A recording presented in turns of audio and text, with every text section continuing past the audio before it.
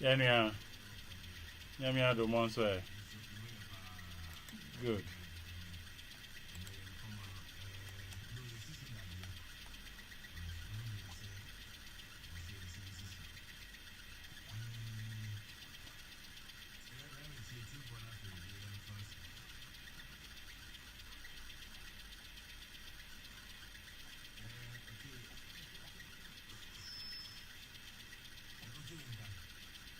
Debbie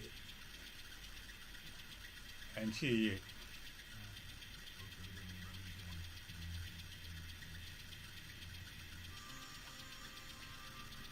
yeah.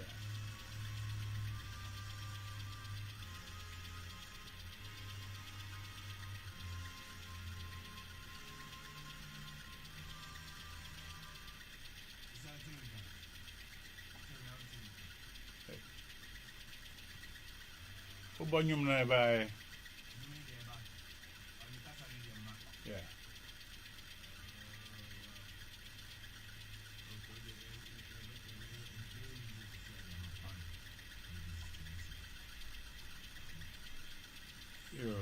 That's it. Good evening, listeners, and thanks once again for receiving us in your homes with your heart's love as we continue in our studies of keys to the kingdom. As usual, it's our great pleasure. We'll all understand we are studying together. When we have shared our thoughts, you also have the opportunity to share your thoughts, and we also learn something from you. Thank you very much. Except for my kwanya so echia obibia na yedamasi se enen so odo akumapa moaji awa watu omofi abetu aye adisua so na se na yeka ndebia na e de pa se nya just no se yesua ade nya ka ede wi a mo wo akwanya se mo be kire mo adwen na esua bibi afi mo nchen yedamasi bebre.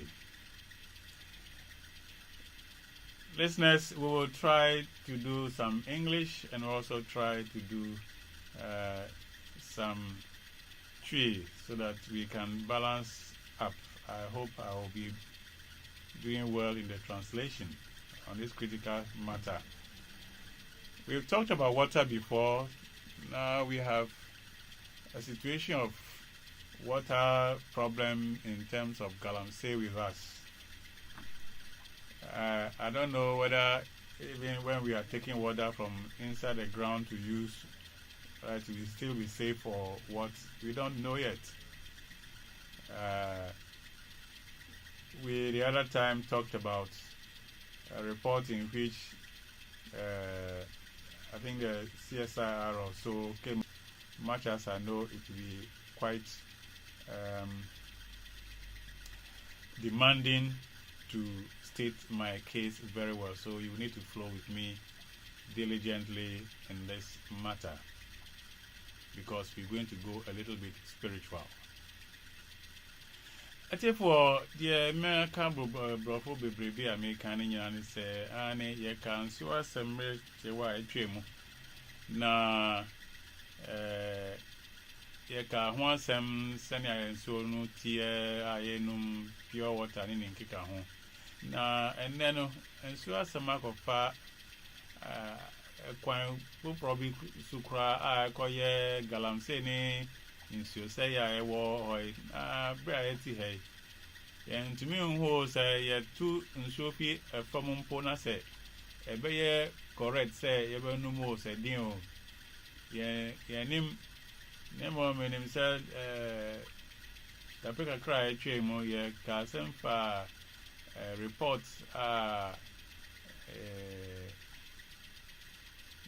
say CSIR means me can year one of these organizations which will report be the omo who ye Galamsey nsuo no mo kasafa mercury ni nkeka ho a ewo nsuo no na binim so kan de ekoso nkola ye wo omo wo matem hall na ni nkeka ho na me se enne no ye di asem no benam ekwan foforo so kra na ye di nyina ato adwen say ye di sunsum nsem kakra be ka ho na metumi wo ahwe se ne ame meye adwenkyere no na musu mutumi ati masie senior SSA Echo.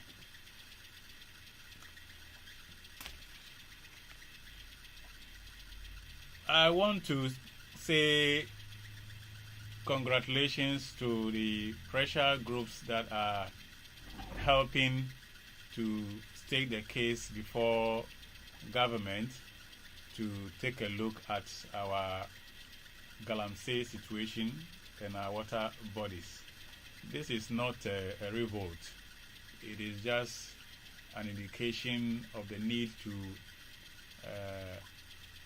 turn eyes quickly to our water bodies and all that are causing their pollution, because when we look at the clips floating around, unless we want to say they are all Photoshop things, but if they are for real, then it looks like we are not far away from searching for water to drink. So we will take a turn and look at that.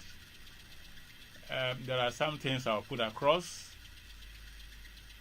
There were some warnings given to Ghana in 1979 by the Ancient of Days, the Lord Sanat Kumara, during the time when Elizabeth the Prophet was in Ghana. That is the way people call it, so let me call it that way. We call her Guru Ma, or we call her Mother.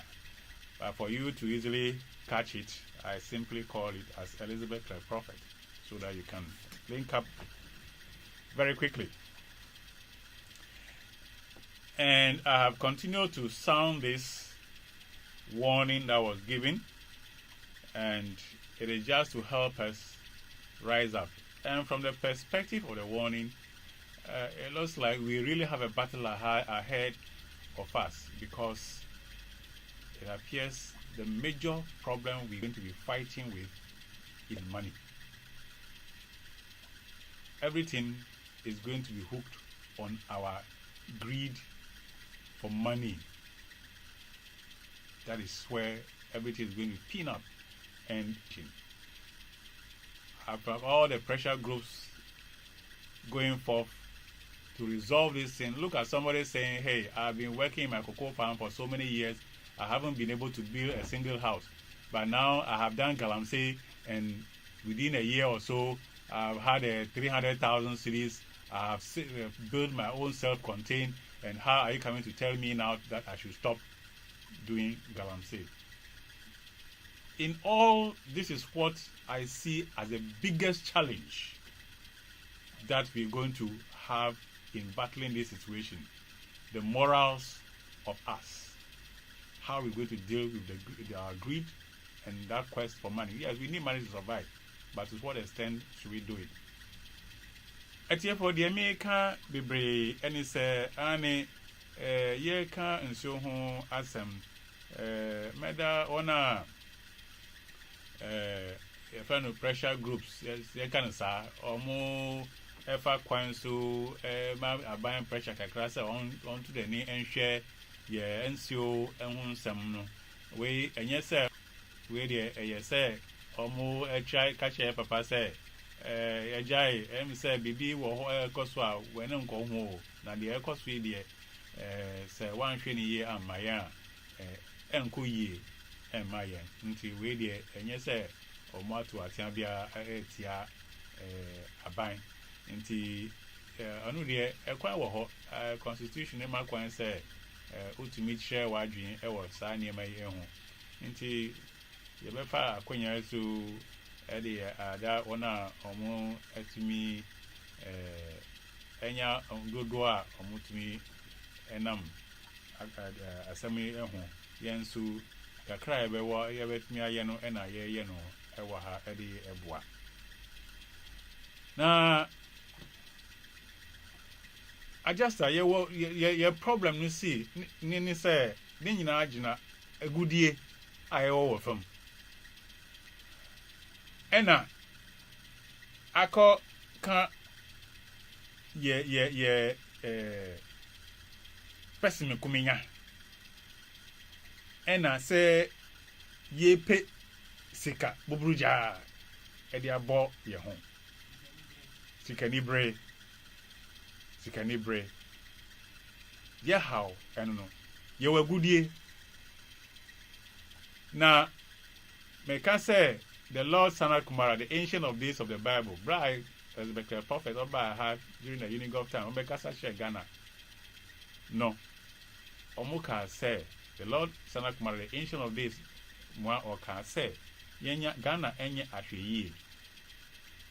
Ghana enye ashwi.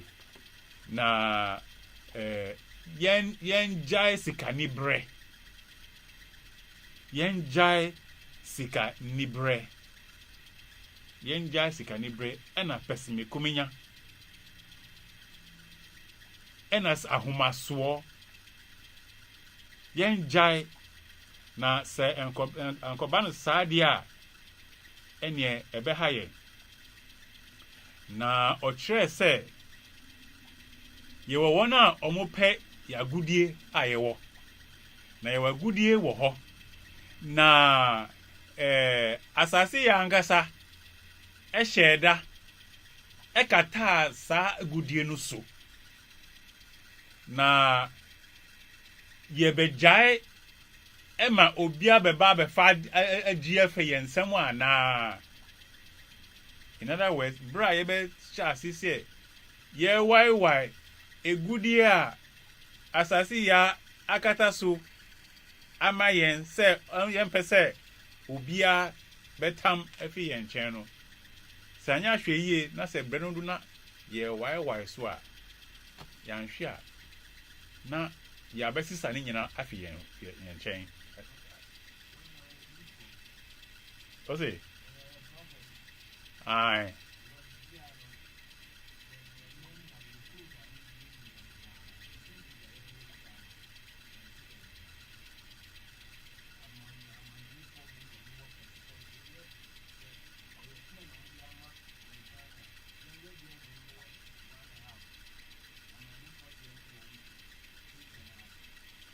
right. Yes, this is in 1979 as and American. One home.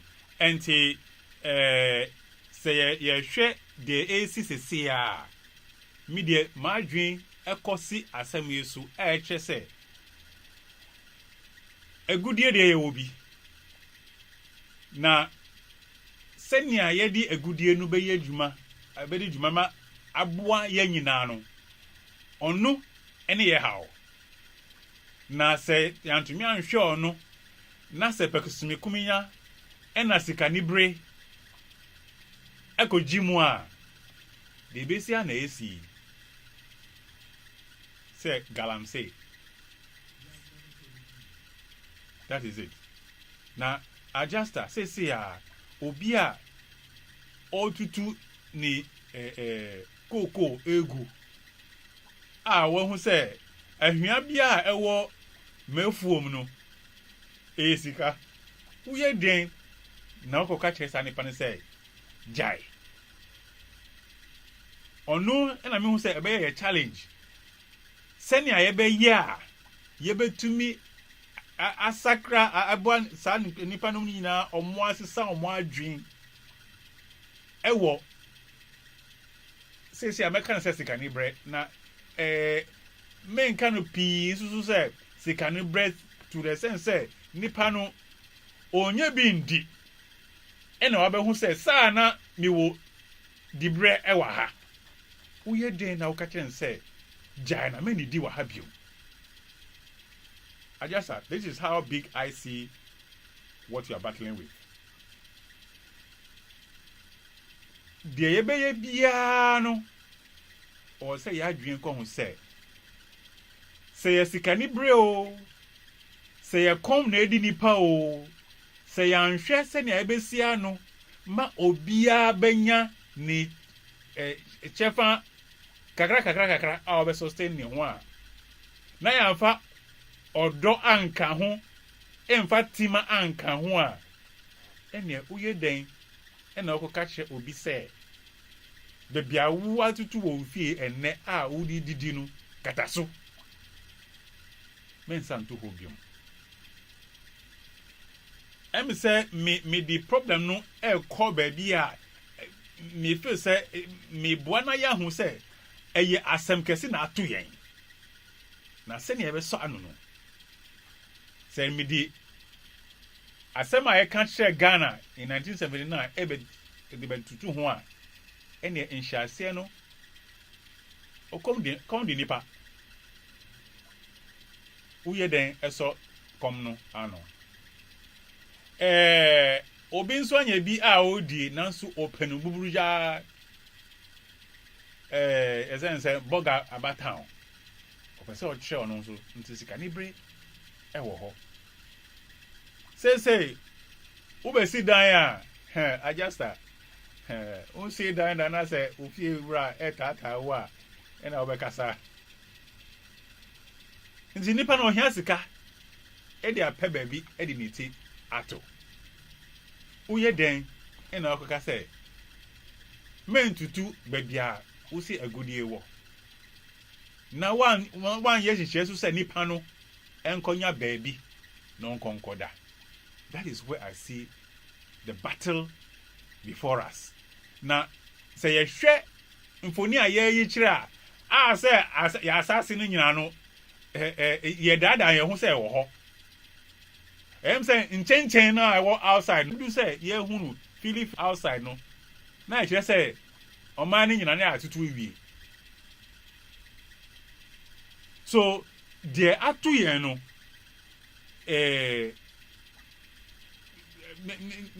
me maya hu say ye wadwuma ye e wo senia ye betumi asakra ya adwen editima eni odo edi ahwe we ni nyina na ma kan say nipa no kom di no uye den ko kira ne say nyadoma unua na mentu ha say lori kwan you say lori kwan na say sa wona wa around susu omo anya adwen kro no dan ka say oh eni mi wo kakra ma me nso me ma we no nso no ondi bi na mo nkonkotu bebia ebe ha ye nyina no se nyina ya anya sa adwen no emfa san susu krokro ni do enye djuma wo man ni mu a ebe edi. Listeners, I know I have a great task ahead of me to articulate this point, but I will have to try, and I'm trying. My point is this: we have water matter before us, and we are talking about Galamsey and the pollution of our water bodies. Yes, pressure groups are mounting to get government to do something about this. So I am trying to link us up to a backdrop of a message that was delivered through the messenger Elizabeth the prophet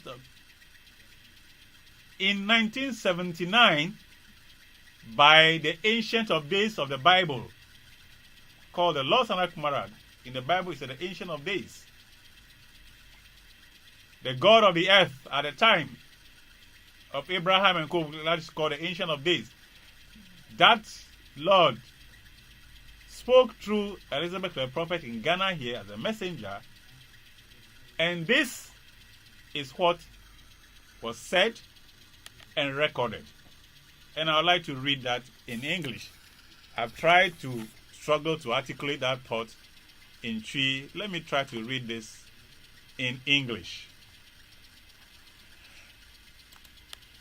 And it says, I, the Ancient of Days, give solemn warning to all on the continent of Africa. Cease your love of money, pleasure, self-gain, and self-glory, and unite to serve the people. For if you do not, you will be devoured and enslaved by the forces of greed from within that are easy prey to.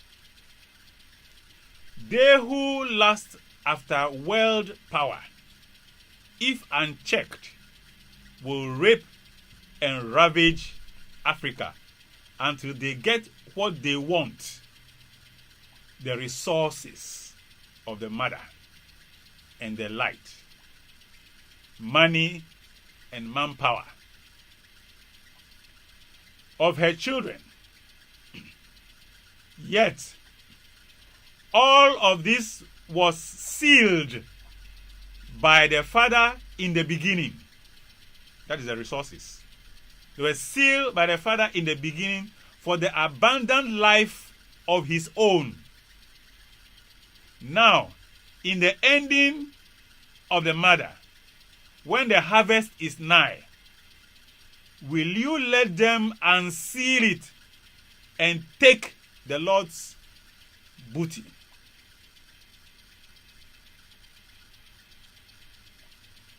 This is telling us that Ghana, Africa, we have resources. These resources have been sealed by the Father from the very beginning, protected for the ripe time for the children to use. Meanwhile, there are what we call the watchers, those who are interested in what we have. And they will rise up and want to pose themselves in whatever way they want to pose, just to grab those resources that we have. Now, and the question then is, are we just going to allow that to happen to us? Ourselves in our greed, ourselves in our selfishness, end up cooperating with external forces who are already looking for chance to give us milk and sardine and take our gold. So the slightest chance they get, they capitalize on it. And when an internal person, Ghanaian, decides to team up with a foreigner, and they come and they are digging, who do you blame? I think some time ago there was a submission, a statement, a press statement or so by, is it the Chinese ambassador, one of the ambassadors, that they were in their country. Is it not Ghanaians who show them the things that are there? Right? Is it not the Ghanaians who show them the things? Did they see it from wherever they were? And for long, there have been data available on the resources of this country. People studying geology know all this. And it is not only Ghanaians who are studying geology of Ghana. And the Geological Studies is not a secret organization. So the point the masters have said, given from all this while, is that, look, there are people who are interested in our resources. And they will use all manner of means to get us. If by grace, according to in their thinking, by grace, we end up leaving our farms and coming to settle in the city, and nobody can, or producing food, and we are getting hungry, and they are looking for easy way to make money. And they come and say, we'll give you $1 million. Just give your forest to us. Then you ask, how easily is that hungry man who has a forest, how easily is he going to say, get away with your $1 million? How? So, I see what is facing us today as a very, very serious matter, and getting scary from the imagery that are splashed around. And we can only say, look, our problem, much as we are mounting all the pressure groups, we must also pressurize ourselves in our homes to begin change or reorienting our mind. How that is going to be, I can only pray to God. And I can only ask for all of us to pray that the Spirit will change our minds so that we reorient ourselves as to how to go about our daily activities. The point we have reached now, with the person saying that the sand in my house can give me millions, and say, don't fetch it. I think it will require a lot of moral education to get us through what is before us. Therefore, Biblia makani nyina no eche se de eda yenim se na mi di nkaka ye Commissioner Elizabeth Prophet Oba Ghana 1979 Yeja ancient of days sa na efra no bro bafoka san wo Bible mu tree no na mi nim se na efra no o ka Yeba Ghana o pa Commissioner Sisu catch say yen jai pesime kuminya ena sikanibre ahumaso yen jai na ye wa agudie a nyankopɔ fitase no odi asie na binim o ha anase ni pabonifo no a mo ho mo bebia mo wo omo nim se ye wa agudie a omo pese omo ba ebaji efe yensem na nyankopɔ fitase no wakata so na se dubre a asase ya be pese ni manum eye sa gudie no hu edwuma na ye pa atwe se ye be jai e ma ya no ma besisa akwana ena me si sedi banisadi ni seti sadia ene de ekoso se ayakodu Galamsey de ka nsuo ho asem no o se nya ye hu ye kohwe se am se empitiase no ye how any sikanibre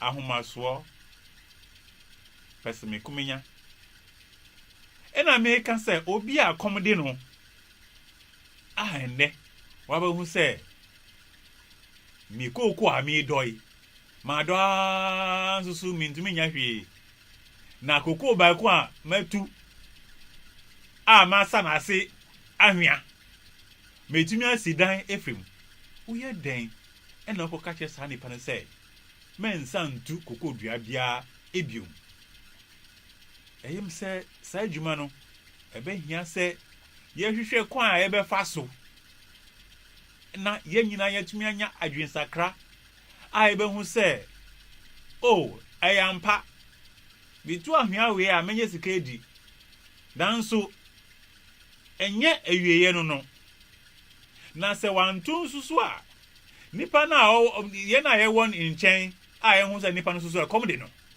ya ye claro se kaka ye wo no ye beche na onu nsu anya bi wom a onu nti no onkonkotu asase no bioma na we de mi pensa semenum enye se mi ma a direct solution because the direct solution na any anu ni adwensakra onu na make say direct solution na se ne ebeba no onu na me hu se ayem se eya ginsem de bia edui eya ginsem na ye binim mo anase binim ho a omunji mpaibo ndi na mayen kai se enfitiase no na yesunsun hunam ni de ye di fry se ne ye di be yedwuma e wasase so inti fitiase no nipa yesunsun enti ye ntumi njai sunsum sem se ehun hia ono ntina mebo menu anum katlifo abaso se bra omo nanti edi asem ekotu omampeni enim no omo mpa no se eno meri engiyen adenti na me kasa asem no ye ka Galamsey na me see ye hia sunsum sam kakra ewom because nipa was asase so ye sunsum ansa na ye fa honam yi efrae ana se sa share ajasa me mamen kan say me yiri say 1990 98 99 ho no na wani ate kakra minim wo fie nti men kan sa BBC ye 98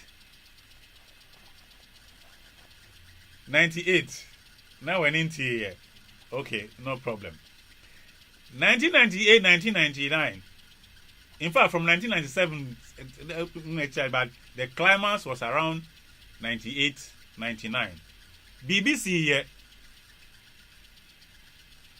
here eno Mary eyi ni hu ehye e wo chevie Togo na sabre no na mununkum, that's rainbow, right? Am I correct?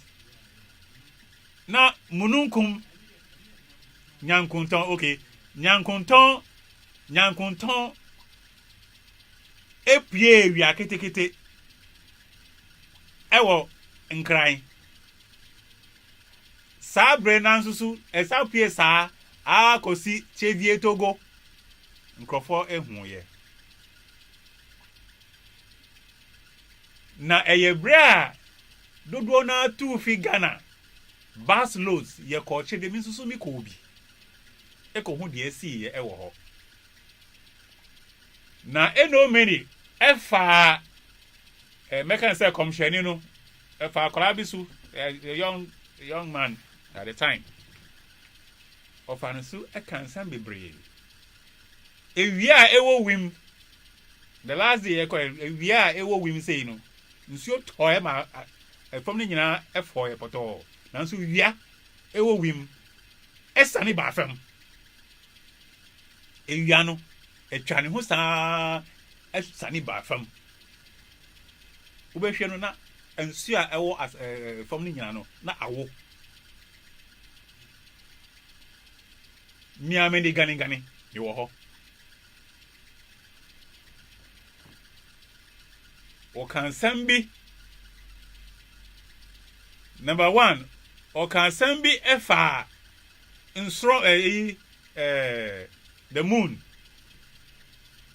senia ebe na di bedani red for some 3 days and also kasansu fa yensio a ebe sei ehwo na me pacho me kan we no menye wa adwin se komsheni aka we ya enti esese esi de be koso wasase so ni nyina no ejina nipa ni suban ni ye enonti na komsheno eye warning se wanya adwin sakra na onam ekwan bi so a emboa nieba sei ebeto niema sei ebeto semigo sinu pia na the Lord Sana Kumara ewo ya afa no o ka che se yanhwe na yanhwa sikanibre meka se chevies de no yanka de nti a ebesi yemfa no sa nti yemfa we mienu no yemfa bom hani e ka che se yanhwa ye sikanibre so a na yanhwa yanso ye ahoma so no so a de besim enye agudi a ewo yensem no obi ba beja afi yensem gm fi yensem agudi no na yetu akoka yensuo agudi no na yetu ena akoka yensuo enti e hyase ne wo he enye sin hyase ne sensuo na sei bibi na esi ye ansa na nsuo no sei enti se ye pese ye so nso se no anu a eni ade ema nsuo no eba no ana se de ema nipa no koye ejuma a wo ye I man so send ebano or say so no fi oho.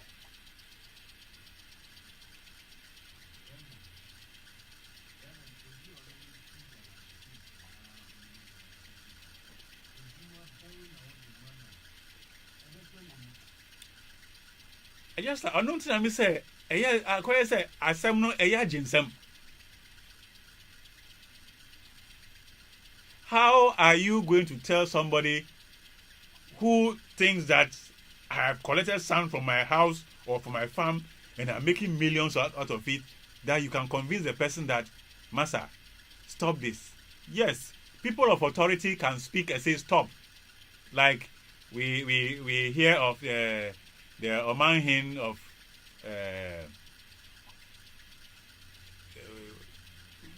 one of these places who have spoken and the people have stopped. It is because the people's mind has gone into the same thinking love of the king or the chief. Say almost say omunjin tumwa.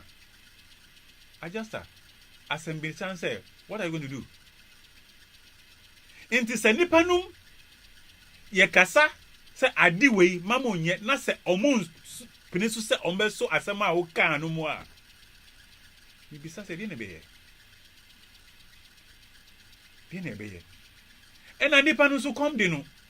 So what are we going to do?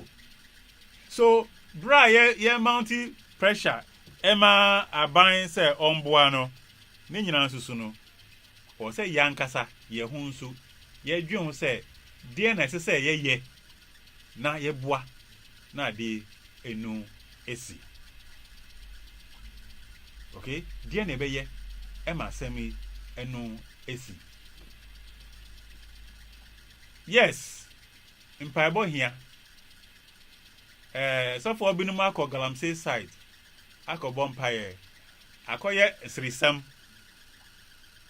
Akoye srisam because I didn't know akọ Galamsey side akọ bompire. But onu na mebeka say ye yesunsum first o. Ansa na ye fa hunamwi fry share. Enti kwen bia so no de ekoso esun chen yen enti o say ye free to me every baby say embeboa yen ye po to me bi wo baby na adwin sakra no susu no ehia nanso wo say yan ti asese so bonin susu to me she nipa su manin to me mani dream call ben kro bi mu ena nipa da sane wo hoi sabre yin susu no manya kan wa ha da say ye wo fidie a e wo ho a fidie no emben hu na nsusu ye de control wa adwen enti uye den etwa wo hu fi obi a unnim no unhu no da na unnim susu say or control be kwan bi so uye den ayi wo hu efisa nipa no unnim na kwakoka say mini na kwa kokun nti ebado sadia the only thing ne obetuma ayi ne say wusu ube free to me bi sunsum ebetumi abwa e was abre na de ni sunsum ani say ye free nyankompon se ombeji yen na eno Mary bra oba asase tu edi ensem ma nkola no 1917 how I was asase tu nti na oba aye sa bre no e na onam nkola no so e na odi mo Mary mpaibo e ma ye se yenye na yemfa nso how I koso e was asase so sa bre no anasa asase de be ya asunjwe e be ba asase so even as now still na eda ho ono nti na me bo minua kadifa abaso se ani omugina eno Mary enim edi mpaibo no ehye nsa edi ko asem no ekwa koma obampani because adjuster se won gidi se sunsum sem wo ho a asem we ye hia mpaibo edi aboa ye nyina na anya adwin sakra enye sa asem we ye ntumi ense ano sikape sikani bre pesimikumya ahomaso ni nyina ene hayen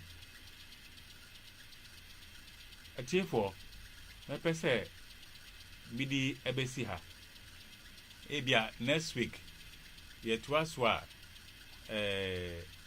ni mambe ededi kakra inshase ne de me try say mo hu baby amedi asamwe enam ajasa sabre be phone lines no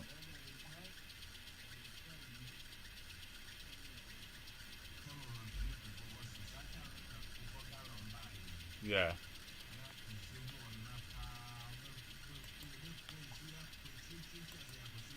yeah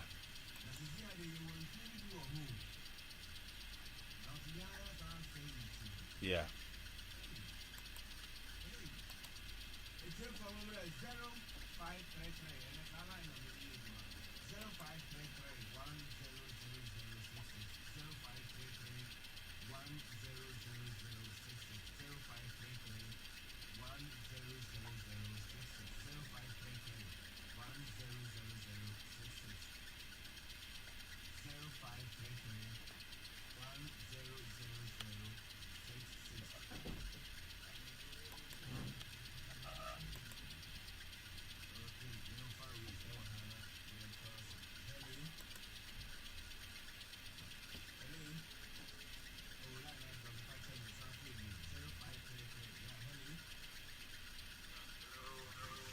Yeah, we need to say no kasa free. Patrol seminar that the kasa free media. Razi it's you. So with our super and with our Kenina or Kataya Sana or Katano. With a Matentia Kagana, you want any 40 here or what came a Kata with parking here. Thank you, my neighbor for you. But if you are done with your policy. Where we are to who and a community and turn about the name. Now, the NTS say the good and the noise, and then I say, I must say.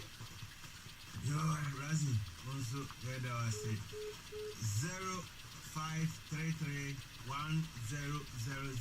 0533100066. Salary na midi ejuma 0533 100066. Hello. Hello. Good evening. Good evening, sir. We didn't decide off refrain. Yeah. But within the family administrative, I got my main client. Okay, yes, sir. Now, the effect on the one. The piano, Eliasino, I put the name, say, power and money. So I said, you know, it's like people are so hungry for power to control others. You know, or how they buy and so on. Things are, if you have to add on the any power of 1 year, you know that money has become a means of exchange for everything. If you know, you have a delivery, nothing MY on here. Okay. Hello. 0533100066. 0533100066. 0533100066. Reverend Lambert in Tribune. Hello. Hello. We didn't decide off refrain. The firm is around for a 30 iron. What you eat you? I don't want to walk and prepare. When you feel that you have to walk TV automatic, I'm really TV. I know do not walk, you don't feel as an am. You should have walked on Adani will tell. Let me see what I describe. I was eating region holiday sooner than in Milo. It will be over to us here.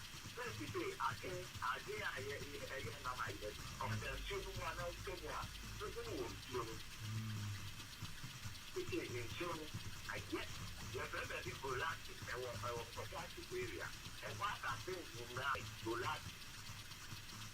That nti mɛsrɛ moma yɛmfa yɛ nan nti dɔm nneɛma ɔfa sɛdeɛ daaka ɛnyame yɛ yɛase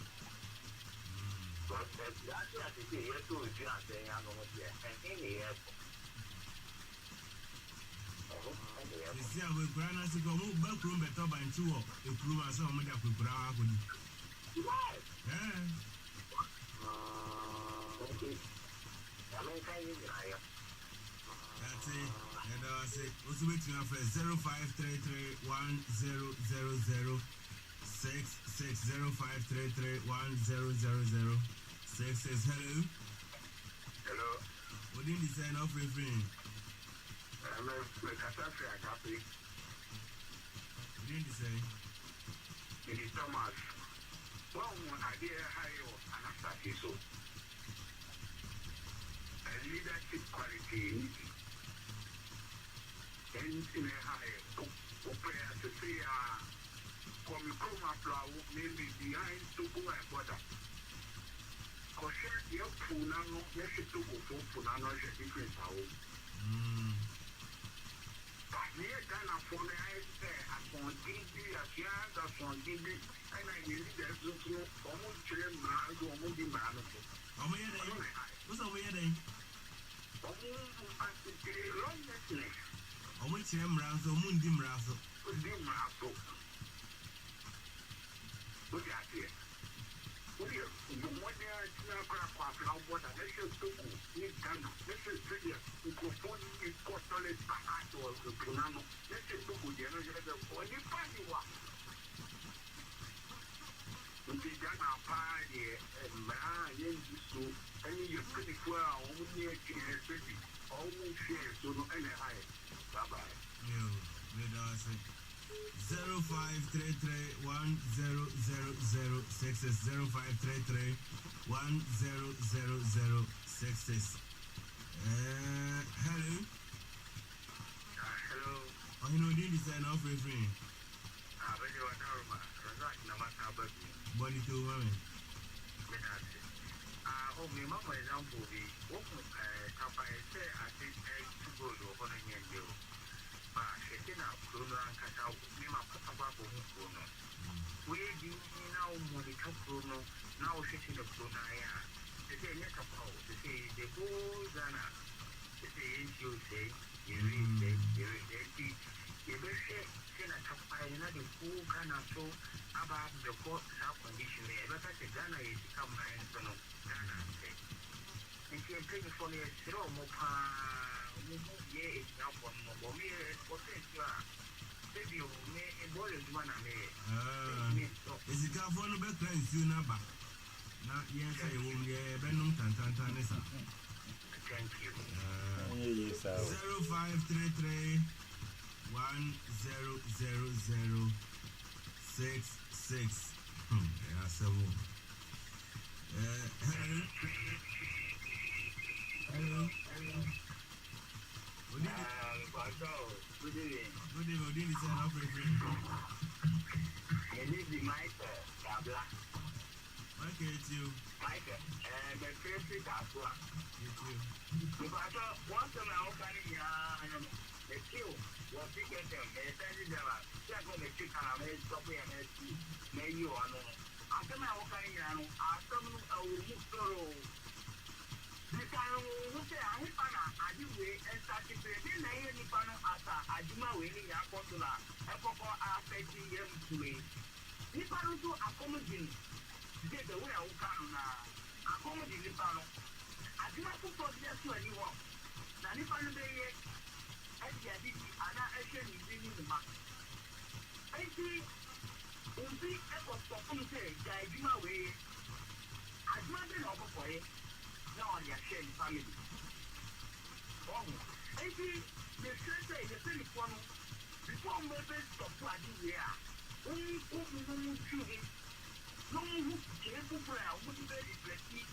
But I say, I can't. No more son, and I yes, and I am for fighting and have to point it. I'm not a Budiano extra vaccine after. Oh, a player, what is standing by you? Saying, I'm talking Yama will. Oh, yes, in our you know, yeah, that was it. 0533100066 0533100066 Ghana Water Company for a country from 5 years from now say you stop Galamsey you be crying you about Benum na say the Accra ye wage na ye depending on I don't know say I airport until say I include you be starting now Accra because omo wo hono nya che say omo ntare white pa do mutumi nsi mutumi santare white e wo be bia with densuna fasa de kone pra ni na de kone de apart from them over two borehole into Nancy and not to say abandon so to two boreholes and who community are seen of Oklahoma multi-two boreholes nearby the meaning say government in the aware said we say this and by inch means so my remember your fish or move you whenever come as a mamma.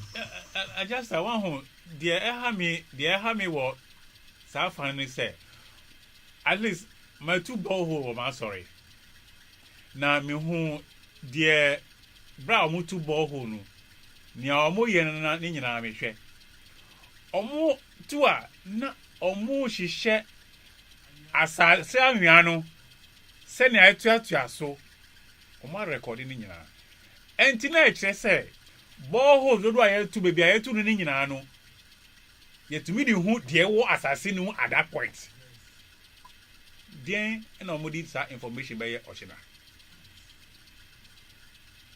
and so obi took borehole mouth na free borehole media minim say madwin enye free obi anka hwe ankyereme o but from my engineering background I tell you that they are collecting data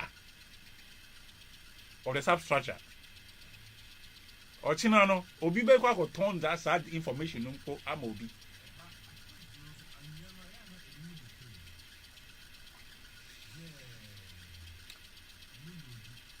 adjuster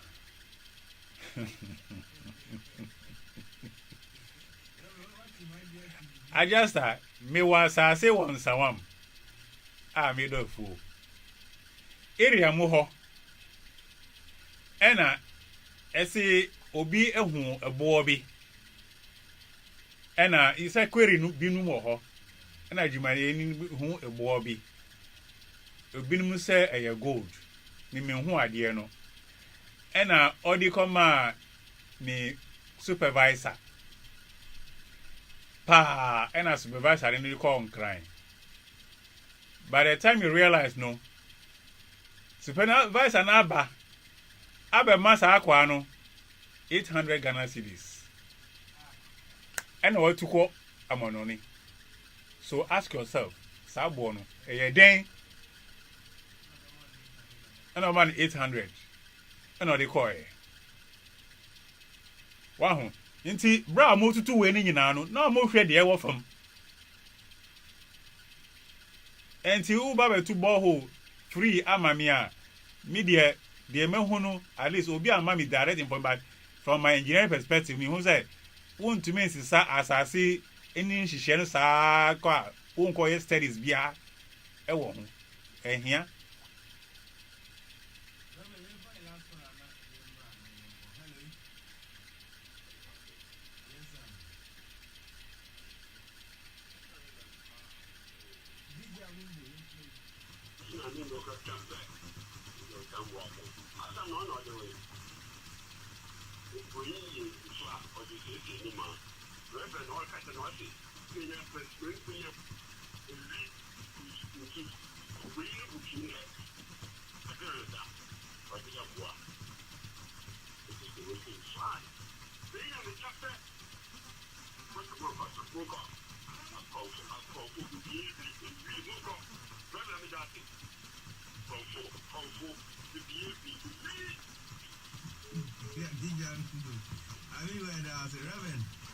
I just next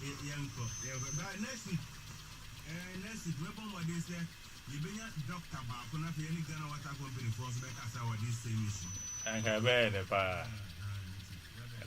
pa yo eti for the kind nyina ne say ye kan ekosi de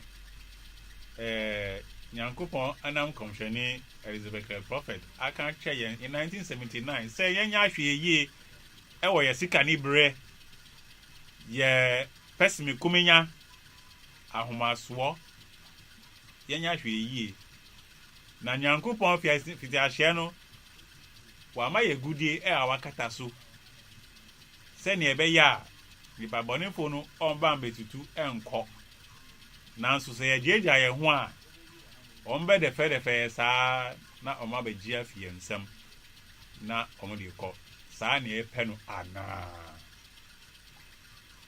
na yenhwe na yen wasem nti enemre me say me bon na omo ma government pressure me bon amaso sa omo ye omo afa eye pa eye say ye di enomere nsusu atu saa asem mu because o kan nsam minum etwe ye ewo chewie na ni nyina ye dia ahia say enya ahosiesie na how ambeton. Listeners, this is where we'll end today's session with the cry for us to watch our greed, the lust for money, pleasure, and self-gain, and all self-gratification. Let's lodge that and unite to serve the people. Thank you very much. God willing, next week we'll meet again to continue our discussion. My number is 020-812-5078.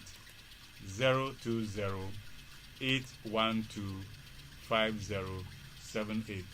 Church Universal and Triumphant. Our location is at Adenta SDA Junction near Mame Dokuno School.